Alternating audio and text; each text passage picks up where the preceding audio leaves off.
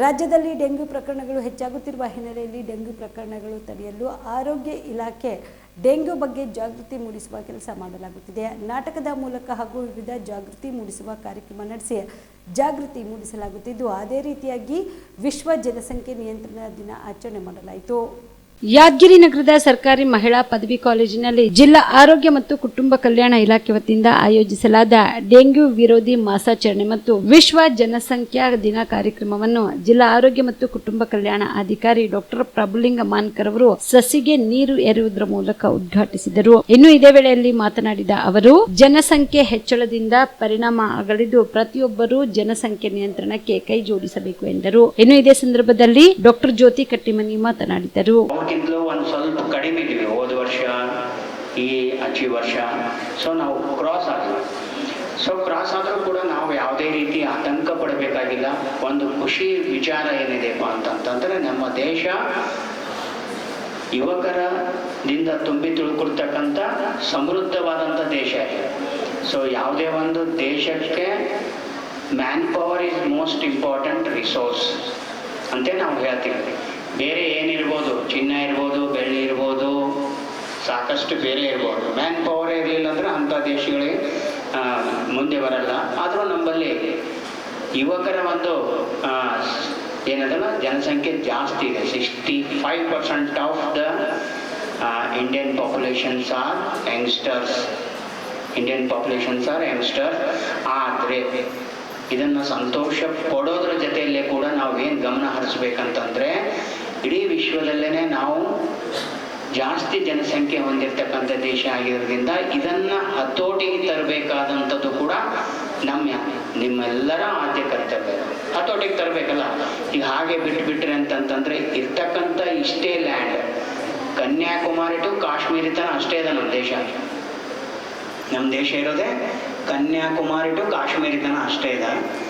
So ಆ ಒಂದು ದೇಶದಲ್ಲಿ ಕಾಲಿಡಕ್ಕೂ ಜಾಗ ಇರಲಾರ್ದಷ್ಟು ನಾವು ಜನಸಂಖ್ಯೆ ಮಾಡೋದ್ರಿಂದ ಸೊ ಅದರಿಂದ ಆಗ್ತಕ್ಕಂಥ ದುಷ್ಪರಿಣಾಮಗಳನ್ನು ನಾವು ಈಗಲೇ ಮೆಲುಕು ಹಾಕಿ ಏನದಲ್ಲ ನಾವು ಅದನ್ನು ಗಮನದಲ್ಲಿಟ್ಟುಕೊಂಡು ಜನಸಂಖ್ಯೆಯನ್ನು ನಿಯಂತ್ರಣ ಮಾಡಬೇಕಾಗ್ತದೆ. ಪ್ರತಿಯೊಬ್ಬರು ಇದನ್ನು ತಿಳ್ಕೋಬೇಕು, ಜನಸಂಖ್ಯೆಯನ್ನು ನಿಯಂತ್ರಣ ಮಾಡಬೇಕು. ನಮ್ಮ ಏನು ಹೇಳ್ಬೇಕಂತಂದ್ರೆ, ಅಪ್ರಾಪ್ತ ವಯಸ್ಸಿನಲ್ಲಿ ಮದುವೆ ಆಗ್ಲಿಕ್ಕೆ ಬಹಳಷ್ಟು ಹೆಣ್ಮಕ್ಳು ಅಪ್ರಾಪ್ತ ವಯಸ್ಸಿಗೆ ಮದುವೆ ಆಗ್ತಾರೆ. ಅವರಿಗೆ ಗೊತ್ತೇ ಇರಲ್ಲ. ಆ ಏಜಿಗೆ ಮದುವೆ ಆದ್ಮೇಲೆ ಅವಳಿಗೆ ತಾಯಿ ಭಾರ, ಪ್ರೆಗ್ನೆಂಟ್ ಆದ್ಮೇಲೆ ಅದು ಭಾರ ಬರ್ಬೇಕು 9 ತಿಂಗಳು. ಅವಳಿಗೆ ಆಡೋ ಹುಡುಗಿಗೆ ಮಗು ಕೊಟ್ಟಾಗುತ್ತೆ. ಸೊ ಅವಳಿಗೆ ಗೊತ್ತಿರಲ್ಲ. ಅದು 9 ತಿಂಗಳು ಎಲ್ಲ ಚೇಂಜಸ್ ಆಗ್ತದೆ. ಅವಳಿಗೆ ಏನು ಅರಿವು ಇರಲ್ಲ. ಅವಳೇನಂತ ಹೈ ರಿಸ್ಕ್ ಪ್ರೆಗ್ನೆನ್ಸಿ ಅಂತ ತಗೊಳ್ತೀವಿ. ಹೈ ರಿಸ್ಕ್ ಪ್ರೆಗ್ನೆನ್ಸಿ ಅಂದ್ರೆ ಅವಳು ಗಂಡಾಂತರ ಗರ್ಭಿಣಿ ಅಂತೀವಿ. ಅವ್ರಿಗೆ ಏನಾಗ್ತದೆ, ಡೆಲಿವರಿ ಟೈಮಿಗೆ ಬಹಳ ತೊಂದರೆಗಳಾಗ್ತವೆ. ಸೊ ಇವಾಗ ಕಾನೂನು ಇದ್ರ ಪ್ರಕಾರ ಅವಳಿಗೆ 19 ವರ್ಷ ಆಗಿರ್ಬೇಕು, ಹುಡುಗಿಗೆ 21 ವರ್ಷ ಆಗಬೇಕು. ಅಕಸ್ಮಾತ್ ಅವ್ರ ಮದ್ವೆ ಹಿಂಗೆಲ್ಲಾರ ನಡೆದಿತ್ತು ಅಂತಂದ್ರೆ ಇವಾಗ ಕಸ್ಟಡಿ ತಗೋತಾರೆ. ಹುಡುಗಿಗೂ ರಿಮೈಂಡ್ ರೂಮಿಗೆ ಹಾಕ್ತಾರೆ, ಹುಡುಗಿಗೂ ರಿಮೈಂಡ್ ರೂಮಿಗೆ ಹಾಕ್ತಾರೆ, ಅತ್ತಿ ಮಾವಿಗೂ ಜೈಲಿಗೆ ಹಾಕ್ತಾರೆ. ಇದು ಯಾಕೆ ಹೇಳ್ತಾ ಇದ್ದೀನಿ ಅಂದ್ರೆ, ನಮ್ ಯಾದಗಿರಿಯಲ್ಲಿ ಬಹಳಷ್ಟು ಕಂಡು ಬಂದಿದೆ. ಅಪ್ತ ವಯಸ್ಸಿಗೆ ಪ್ರೆಗ್ನೆಂಟ್ ಆಗೋದು, ಅವರು ಮುಂದೆ ಹೋಗಿ ಡೆತ್ ಆಗ್ತಾರೆ. ಅವರಿಗೆ ಏನಂತ ಬ್ಲೀಡಿಂಗ್ ಜಾಸ್ತಿ ಆಗೋದು, ಯಾವುದೋ ಅನದರ್ ಕಾಂಪ್ಲಿಕೇಶನ್ ಆಗಿ ಅವರು ಡೆತ್ ಆಗ್ಲಿಕ್ಕೆ. ಇದು ಒಂದು ಮೆಸೇಜ್. ಆಮೇಲೆ ಇನ್ನೊಂದು ವಿಧಾನ ನಮ್ದು FW ಅಲ್ಲಿ ನಿಮಗೆ ಇವಾಗ ಮೆನ್ಸ್ಟ್ರಲ್ ಕಪ್ ಕೊಡ್ತಾ ಇದ್ದಾರೆ. ಹೈಜೀನ್ ಸಲಕ ಈಗ ಉಚಿತವಾಗಿ ಎಲ್ಲಾ ಕಾಲೇಜು ಹೈಸ್ಕೂಲ್ಗಳಿಗೆ ಉಚಿತವಾಗಿ ಕೊಡ್ಲಿಕ್ಕತ್ತಾರ.